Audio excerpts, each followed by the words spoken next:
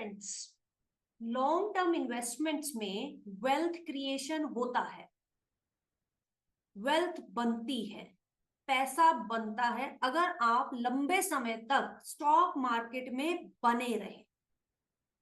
इस स्टेटमेंट में फ्रेंड्स दो इंपॉर्टेंट चीज हैं, पहली लॉन्ग टर्म यानी लंबा समय, और दूसरा बने रहें। लेकिन लंबे समय तक बने रहने में फ्रेंड्स बीच बीच में ऐसे झटके लगते हैं कि अच्छे से अच्छा, मजबूत से मजबूत इंसान भी विचलित हो जाता है। चाहे अब आप इसे स्टॉक मार्केट की खूबी कह लें या स्टॉक मार्केट का डीमेरिट कह लीजिए, लेकिन ये सच है। पैसा तभी बनता है जब आप बिना विचलित हुए लंबे समय तक स्टॉक मार्केट में बने रहें।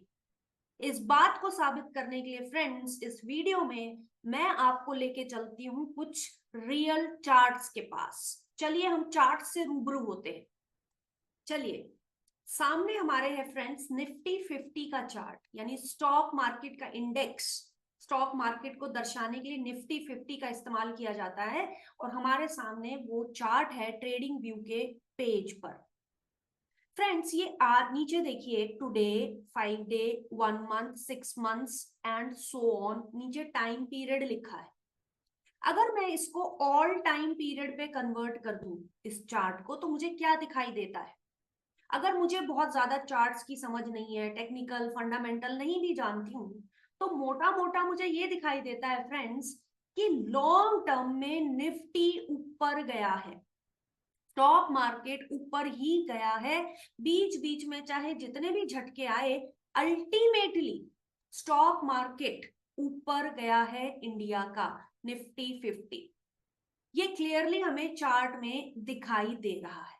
अच्छा, तो क्या इसका मतलब ये है कि आप 1991 में इन्वेस्ट करें और अभी तक बने रहें तो कितनी ही पीढ़ियां इस इन्वेस्टमेंट में से निकल जाएंगी? समझ रहे हैं? वेल्थ तो आपको अपने जिंदा रहते रहते ही कमानी है, जनरेट करनी है, या एट द मोस्ट आप अपनी अगली पीढ़ी के लिए उस वेल्थ को क्रिएट करके आगे उसको बढ़ा सकते हैं, उनके लिए आप जनरेट कर सकते हैं। ठीक है, तो ये कहना कि हाँ पैसा लगाओ और उसको बने रहने दो और छोड़ दो स्टॉक मार्केट से काम नहीं बनेगा। एक्चुअल में स्टॉक मार्केट से जनरेट किए हुए रिटर्न को आप अपने रियल एसेट्स में कन्वर्ट करते हैं। इस पैसे से आप घर खरीदेंगे, जमीन खरीदेंगे, कोई इंपॉर्टेंट अपना एजेंडा मीट करेंगे, तब तो इस लगाए हुए पैसे का कोई मतलब है। अदरवाइज ये पैसा बस लगा लगा आपको बढ़ता हुआ या घटता हुआ दिखाई दे रहा है, अदरवाइज इस पैसे का कोई सेंस नहीं बनता। चलिए, एक बात तो हुई ये। अब हम जो बात कर रहे थे फ्रेंड्स कि झटके आते हैं बीच बीच में मार्केट में, अब इस चार्ट में अगर मैं देखूं तो कहाँ है वो झटके जो मार्केट ने दिए? क्लियरली फ्रेंड्स मुझे यहां दिखाई देता है, ये है वो पहला एरिया।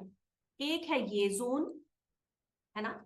ये कौन सा जोन है फ्रेंड्स? 2007 से लेके 9 की फाइनेंशियल क्राइसिस, जो लीमैन ब्रदर्स के नाम से हम जानते हैं। उस टाइम पर विश्व में बहुत बड़ा फाइनेंशियल क्राइसिस आया था, जिसकी वजह से बैंक्स फेल हो गए थे, सारी इकोनॉमीज इंटीग्रेटेड थी। तो इकोनॉमिक मेल्टडाउन, रिसेशन का जो सिनेरियो था, उसने स्टॉक मार्केट के ऊपर भी इम्पैक्ट डाला था। और ये बड़ा सिग्निफिकेंटली फ्रेंड्स आपको चार्ट में भी दिखाई दे रहा है, कितना शार्प फॉल।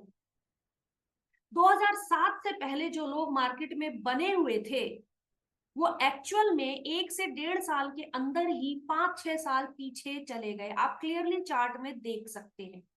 ये बहुत ही खराब समय था, बल्कि अब तक का बहुत ही sharp fall, at the same time longer time frame का फॉल था। जब भी फॉल्स आते हैं, मार्केट्स नीचे गिरते हैं, धीरे धीरे गिरते हैं, धीरे धीरे उठते हैं, तेजी से गिरते हैं, तेजी से उठते हैं, लेकिन यहाँ आप देख रहे हैं कॉन्स्टेंटली करीब 1.5 से 2 साल तक इन्वेस्टर्स की वेल्थ को इस पर्टिकुलर फॉल ने खत्म कर दिया। कुछ लोग फ्रेंड्स उस समय भी आए होंगे मार्केट में जो बिल्कुल टॉप पर एंट्री किया होगा, सोचिए जरा उनकी वेल्थ कहाँ चली गई। कुछ ऐसे भी लोग होंगे फ्रेंड्स इस 2007 में जो बहुत लंबे समय से पैसा लगाए हुए थे, पेशेंस के साथ थे, और अब वो देख रहे हैं कि ओ माय गॉड, मैंने इतने समय तक वेट भी किया और ये आ गए क्राइसिस। तो ये बड़ा ही बुरा समय था, पहली चीज ये। लेकिन क्या हुआ, इस समय जब मार्केट गिरी थी तो मैक्सिमम लोगों ने बिकवाली करी थी और कम लोगों ने खरीदारी करी थी, इस टाइम फ्रेम में क्लियरली दिख रहा है। क्योंकि फ्रेंड्स, मार्केट कब गिरता है? जब सेलिंग ज्यादा होती है, बाइंग कम होती है। और कॉन्स्टेंटली अगर मार्केट गिर रहा है, हर एक बाउंस पे मार्केट गिरता ही रहा, यानी 1.5 से 2 साल तक मार्केट में नेगेटिविटी रही, बॉटम बना, उसके बाद मार्केट ने उठना शुरू किया। 2011 तक मार्केट उस पॉइंट से ऊपर चला गया था जहां से 2007 में गिरा था। 3 से 4 साल लग गए मार्केट को रिक्लेम करने के लिए अपना प्रीवियस लेवल। लेकिन वही बात है, लॉन्ग टर्म में जिसने पेशेंस एक्सरसाइज की, जिसने यहाँ सेलिंग नहीं की, पैनिक नहीं किया, विश्वास रखा, पेशेंस रखी, ये बहुत टफ पेशेंस टेस्टिंग का टाइम था, उसके पैसे रिकवर मार्केट ने ही करके दे दिए। इसीलिए फ्रेंड्स, वीडियो के शुरू में मैंने आपसे कहा था कि अगर आप लॉन्ग टर्म में निवेशित रहते हैं तो market corrects itself, and we have seen it here. अगर 2007-8 की क्राइसिस को भी मार्केट करेक्ट करके पेशेंस एक्सरसाइज करने वालों को रिवॉर्ड कर देता है, और अगर किसी ने और पेशेंस एक्सरसाइज की, मार्केट में बना रहा, उसके बाद देखिए मार्केट्स किस तरीके से ऊपर गए हैं। आप देख सकते हो फ्रेंड्स, मैं आपके सामने से इसको तो हटा देती हूँ।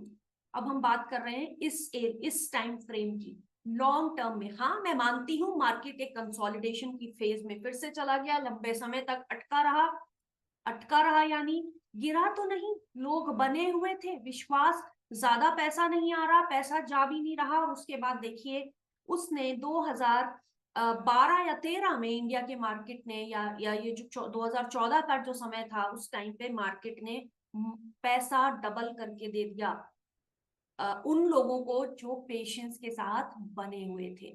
ठीक है, उसके बाद उतार चढ़ाव फ्रेंड्स आते ही रहते हैं। लेकिन अगर मैं फ्रेंड्स इसको अब पिछले 5 साल के टाइम फ्रेम में, शॉर्टर टाइम फ्रेम में आपको करके दिखा रही हूँ, और रीसेंट जो समस्या हमने देखी है, यानी कि 10 फरवरी 2020 से पहले अगर आप देखोगे, कितना अच्छा मार्केट ऊपर जा रहे हैं, अच्छा न्यूअर हाईज बना रहे हैं, अच्छा खासा पॉजिटिविटी थी मार्केट में, ऊपर नीचे। लेकिन कहाँ बढ़िया 12,000 कुछ का लेवल था उस कोरोना की क्राइसिस से पहले। और जब ये अचानक नेगेटिव न्यूज मार्केट्स में आई, और इतनी खराब खबर तो दुनिया ने, विश्व ने कभी सुनी ही नहीं थी, तो देखिए जरा कितना शार्प फॉल था।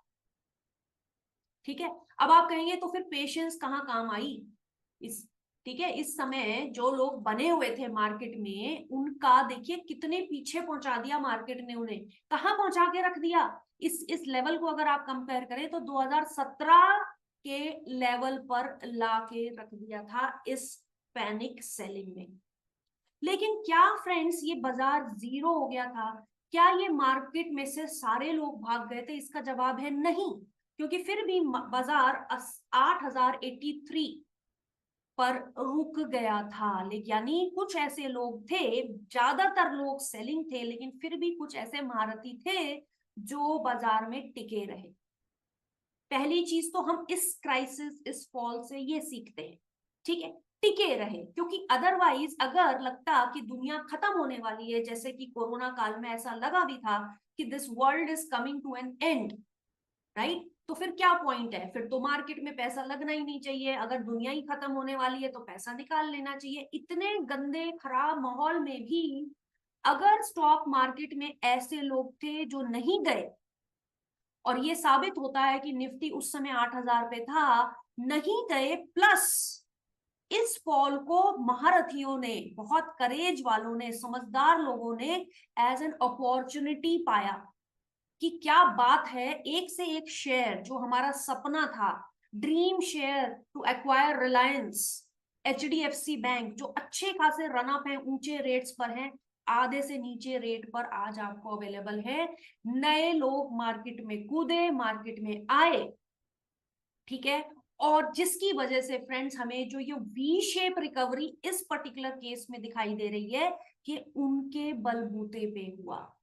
पैनिक सेलिंग उनके थ्रू हुई जो इम्पेशेंट हो गए, घबरा गए और उन्होंने अपनी वेल्थ को यहाँ पे भी बेचा, यहाँ भी बेचा, यहाँ भी बेचा। कितने सारे फ्रेंड्स ऐसे लोग होंगे जो जिन्होंने 8,000 या 9,000 के निफ्टी पर भी अपना पोर्टफोलियो खाली किया ना नुकसान अपना, रुक जाते तो अपने आप ही नए लोगों की एंट्री की वजह से, यानी मेरी वेल्थ बच जाती उन नए हिम्मती लोगों की वजह से जो स्टॉक मार्केट में उस समय आए थे और मार्केट को वी शेप रिकवरी दे के करीब करीब 1 साल से भी कम समय में पूरे इस फॉल को रजिस्टर करके रिकवर करके मार्केट मूव्ड ऑन। और देखिए क्या कमाल का मार्केट मूव ऑन हुआ और कितनी तेजी से बढ़ा। समझ रहे हैं आप, इसको कहते हैं पेशेंस रखना लॉन्ग टर्म में। ये जो डिप्स होते हैं ये सिर्फ एक अपॉर्चुनिटी होती है आपको हिम्मत दिखाने की। तो कुछ लोग ऐसे भी होंगे जिन्होंने अपनी जमीन जायदाद सब कुछ बेच के स्टॉक मार्केट में उस समय पे पैसा लगाया था और अपनी वेल्थ और विश्वास रखा था कि ये मार्केट कहीं नहीं जाने वाला है। तो अब आपको सोचना है फ्रेंड्स, क्या मैं उन चुनिंदा लोगों में से रहूं जो इस फॉल के टाइम पर अपना सारा पोर्टफोलियो खाली करके मार्केट से भाग जाते हैं, या मैं उनमें से रहूं जो मार्केट में एंटर करने का वेट करते हैं जब मार्केट इस तरीके की अपॉर्चुनिटी देता है। तो फ्रेंड्स इस वीडियो में मेरा पर्पस यही था, आपको सच्चाई से रूबरू कराना। फ्रेंड्स फैसला अब आपको लेना है कि आपको किस साइड रहना है।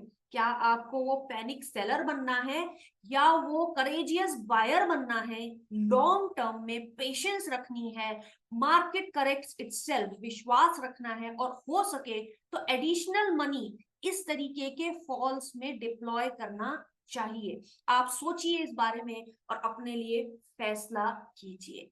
तब तक के लिए फ्रेंड्स अगले वीडियो में मिलेंगे। आई होप ये आपको एक आई ओपनर की तरह से ये वीडियो समझ में आया होगा।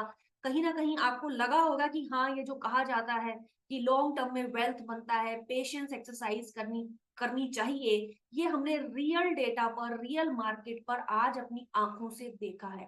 अपनी आंखों से जो चीज देखते हो सिर्फ उस पर विश्वास करो और फ्रेंड्स अपने लिए सही डिसीजंस लो। आगे के वीडियोस में फिर मिलेंगे, तब तक के लिए टेक केयर।